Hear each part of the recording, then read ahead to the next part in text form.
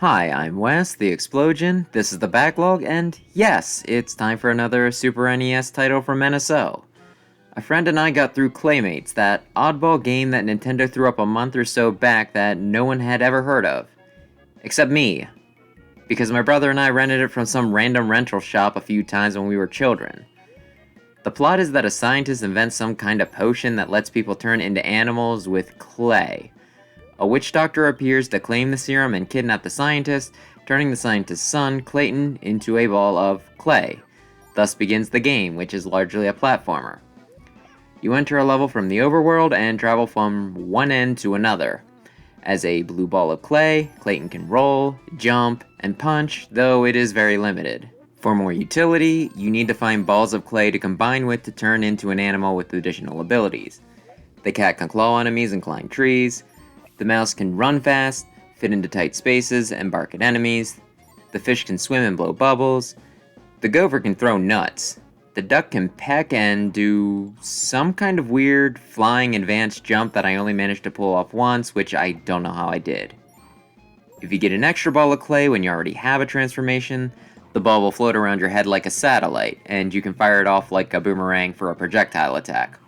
Once you clear a stage, if you collect enough jewels, you get a bonus game. If you collect all the letters of clay at the last section, you get a different bonus stage for extra lives, which plays like a drunken pinball game without bumpers. As you leave the level, you free 2 robots. These travel around the overworld, turning as they hit barriers. You need to move obstacles to steer them in the right direction to collect axes or bombs, and then steer them into trees or rocks to clear the path to the next level. It's a very cute little bit of puzzle solving and an enjoyable little distraction. A few of the later ones are a bit of a pain, but for the most part, they're short and simple enough to be fun and not distract from the main gameplay too much. That's the basics. Now for individual critiques. The game is cute and it's not unfun to play. It does have a lot of the issues that platforming games from this era have, though. Hitboxes can be kinda weird, sometimes things fly in from off screen and hit you before you can react, too much on screen can cause some slowdown. The jumping and physics also aren't as precise as I wish. Another issue is that it isn't always clear what objects are solid, what you can walk through, and which are only one-way jumps. I fumbled a good bit near the end game because I didn't know what paths were open to me and which ones I would just smack into instead.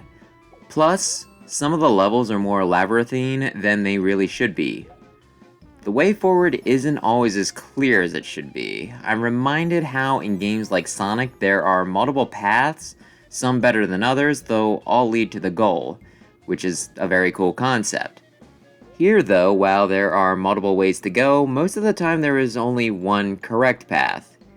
You can get lost trying to find the way out, traveling in circles until you either find the way forward or somehow get tossed back to a previous checkpoint or even the start of a level.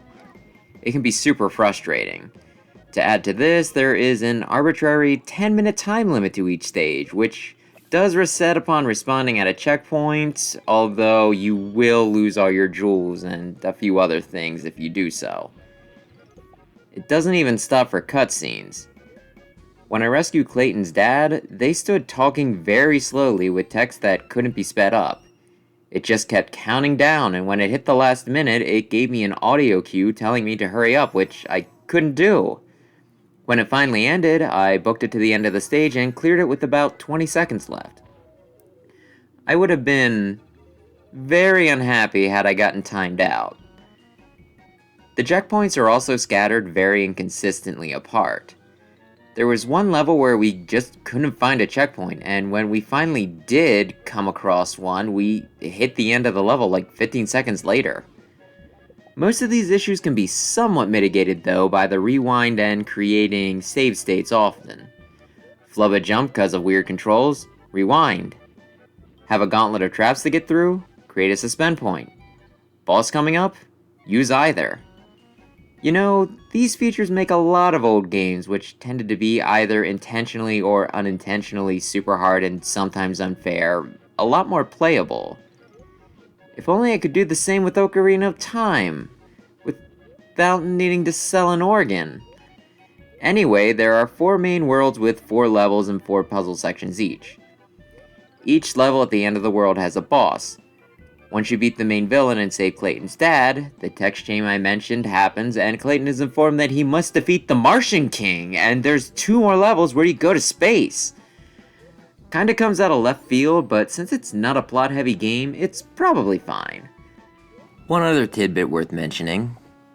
The music isn't bad. They're kinda jaunty and set the mood well. While I probably wouldn't want to listen to them outside of the context of the game, they do their job well enough. Overall, I enjoy the game. While it certainly does have its issues, you can have some fun with it. It's not a long game, and modern conveniences incorporated do make it a lot more palatable. If you have some time to kill, give it a look. I played this game several times as a kid, but never beat it due to having TV time limits and not being able to get through it in less than 2 hours, so finally getting those credits has been a long time, if not kinda silly, goal of mine. I also played Bunny Must Die, Chelsea and the Seven Devils, an indie game on Steam. In it, a bunny girl is cursed with cat ears and some rabbit guardian takes her to a labyrinth that, if she can get through, will reverse the curse. Or something. I think that was the opening cutscene, but this game's plot relies pretty heavily on the lull random factor, so I'm not going to get too into what it's supposed to be about. Anyway, it's a Metroidvania, which I don't feel like explaining for the 3rd week in a row. And continuing on the wacky theme it's got going, the first upgrade you get lets you turn and walk right. Wow, hilarious! This game is really hard, but that's mostly because it controls like ass.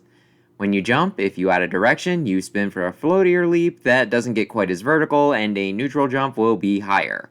You need to be really careful about your inputs. You have weapons you can throw, and getting power-ups change it. The regular one throws knives, there are boomerangs, and also a wrecking ball that is very hard to control but does a ton of damage. You also have the power to stop or rewind time. It's very hard to use all this in conjunction with each other. The jumps are hard to control. You can't press multiple buttons at once, so if you want to turn around, you can't be attacking or jumping, and if you're throwing knives, you have to stop to be able to jump. The time powers work one way sometimes, but not others, like one of the early puzzles requires you to activate a switch, go over to the door that it opened, and rewind time to when you had it open to walk through. After that though, even when you have the absolute ability to stop time, if you press a switch, the time will still count down and the doors will still close and stay that way. Enemy placement is also kinda dickish.